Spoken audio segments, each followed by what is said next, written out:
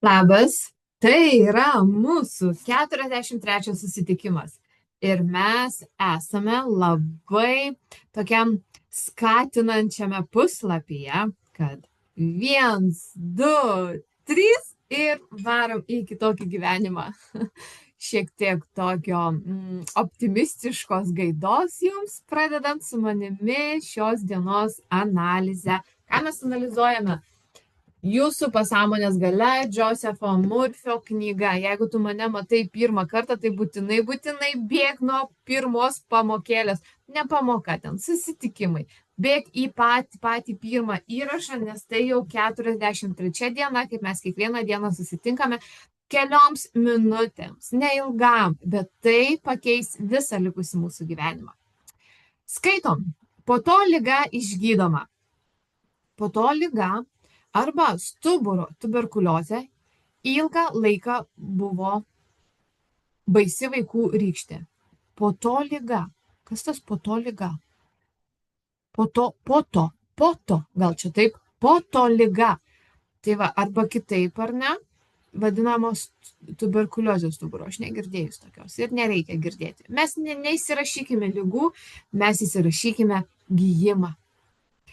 Taigi, ilgą laiką buvo baisi vaikų rykštė. Ja susirgo vienas berniukas vardu Frederikas Elijas Andrius. Palaukit truputį.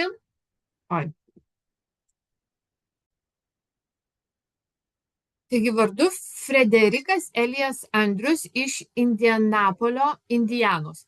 Liga taip susuko ir sulošino vaiką, kad jis negalėjo vaikščioti ir turėjo ropoti, pasiremdamas rankomis ir keliais. Gydytojas buvo įsitikinęs, kad ligonio išgydyti nepavyks. Gydytojas įsitikinęs. Pažiūrėkit, kokie ištikimi tie gydytojai.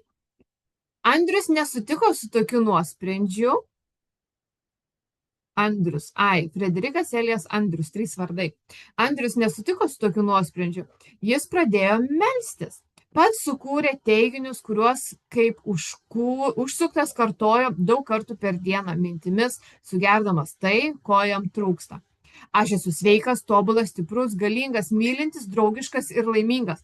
Labai geras moto gyvenimui ir kasdienai kartoti. Aš esu sveika, tobula, stipri, galinga, mylinti, draugiška ir laiminga. Kiekvienas galim šitą užsirašyti, screenshotą pasidaryti netgi. Aš tą patį pasidarysiu, kad šitą tai mums reikėtų apsibraukti, savo pasižymėti ir būtinai naudoti. Tai va, berniukas pradėjo šitą kartoti. Šią maldą vadina malda, ne? Tai yra afirmacijos. Šią maldą jis palydėdavo kiekvieną dieną ir sutikdavo kiekvieną rytą. Berniukas nepamirždavo pasimelsti ir už kitus, skleisdamas mintis apie meilę ir sveikatą. Kai tu linki kažko kitam, tai yra dar stipriau. Pavyzdžiui, sakykime, tavo draugė nori daugiau pinigų uždirbti. Žinoma, ir tau tų pinigų reikia, ar ne? Žinoma, ir tau reikia tenai to kažkokio paaukštinimo. Ar ko jau ten širdis tą trokšta.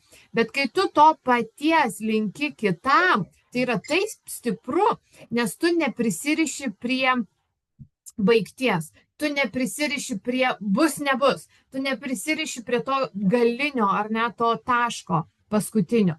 Tu nuoširdžiai tai draugiai linki to paaukštinimo, nuoširdžiai linki, kad jinai surastų darbą, kur lengvai pinigai pas ją ateina, nuoširdžiai, tiek ta draugė vargsta ir tu tiek nuoširdžiai ją linki, šito būtent dalyko. O ką tu iš savęs išleidi, kas išeina iš tavęs, grįžta pas tave. Tai jeigu tu linkėsi šviesos, linkėsi didesnių pinigų, kas pas tave ateina? Šviesa ir didesni pinigai. Tai, ką mes ištransliuojam, grįžta atgal. Ir mes neprisirišam prie to galutinio, ar ne? Gausim, pavyks, nepavyks, sumanifestuosiu, pasieksiu, nepasieksiu, bet mes prie to neklausinėjom. Mes tiesiog nuoširdžiai linkim sveikatos, nuoširdžiai linkim vieno ar kito dalyko ir tai grįžta pas mus atgal. Taigi berniukas nepamirždavo irgi ir kitam palinkėti.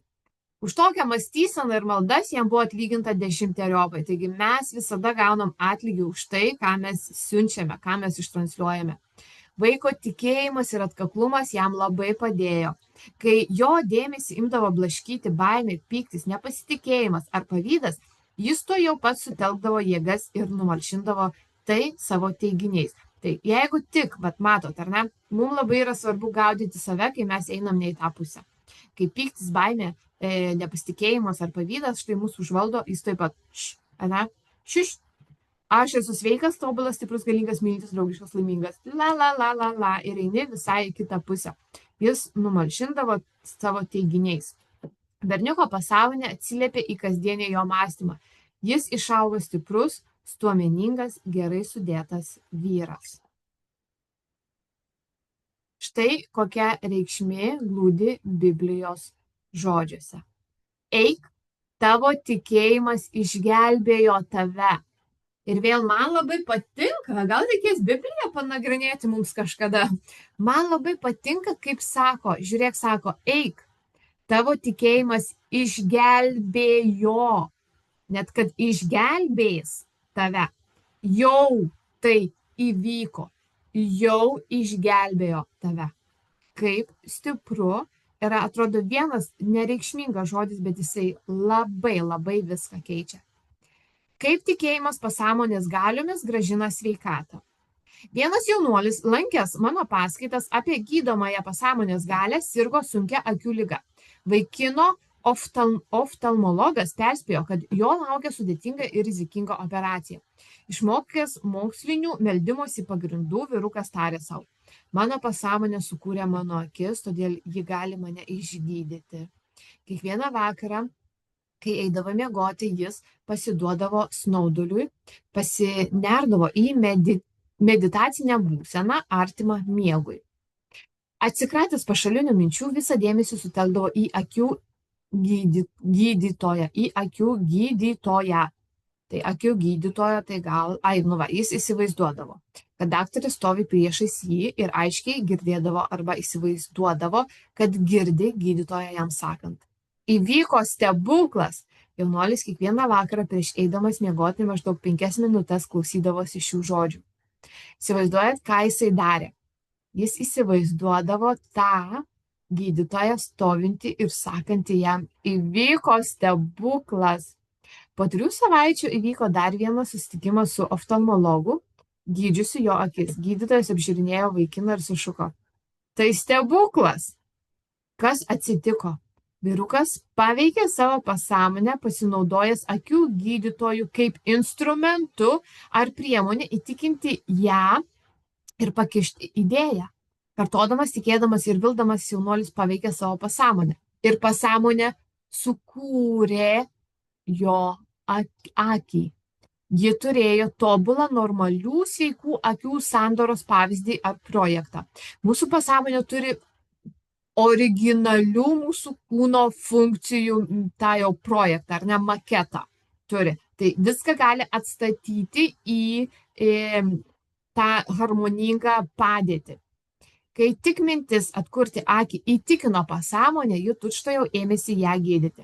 Tai dar vienas pavyzdys, kaip tikėjimas gydomąją pasąmonės gale gali sugrąžinti jūsų sveikatą. Neįtikėtina, ar ne? Mes skaitome ir atrodo sunku patikėti. Bet leisk savo papraktikuoti. Leisk savo papraktikuoti mažais kažkokiais dalykėliais. Tai nebūtinai, kaip ir sakiau, neprašyk iš karto milijonų. Prašyk mažesnių dalykų, kad tu pastebėtum, kad tu pamatytum.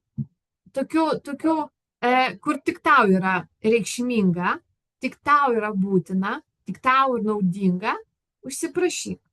Ir įtikink savo pasąmonę, kad taip jau yra.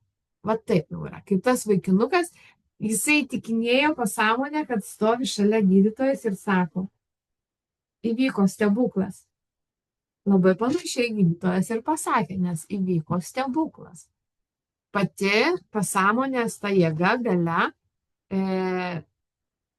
pakeitė akį, kiek supratau, vieną akį, ir nereikėjo operuoti, pakeitė akies visą tą struktūrą, kad jinai būtų sveika. Taip mes galim kiekvieną organą, taip mes galime paveikti aplinkoje esančius įvykius, reiškinius ir rezultatus. Reikia ką? Patikėti. Mums reikia patikėti. Leisk sau bent dalelėmis vis įtikinėti save. Mes labai tikime tuo, ką matome. Todėl ir sakau, mažais dalykėliais pradėk eksperimentuoti. Kai tu auginsi tą, gaunasi, ir vėl gaunasi, kai pas tave prasidės šitie dalykai gyvenime, tavo tikėjimas šitaip sustiprės. O tada jau, laikykis vaikyti, pasaulis po tavo kojomis, tavo rezultatai, tavo pasiekimai, tavo augimas. Tik suprask vieną dalyką. Čia ir dabar tu gali tik tais į kelnes pridėti. Čia ir dabar neįvyksta viskas taip, ar ne? Mums reikia laiko, kad mes tikrai perduotumėm informaciją pasąmoniai ir tada prasideda ta visa energetikos pokyčiai energetiniai. Tam reikia laiko.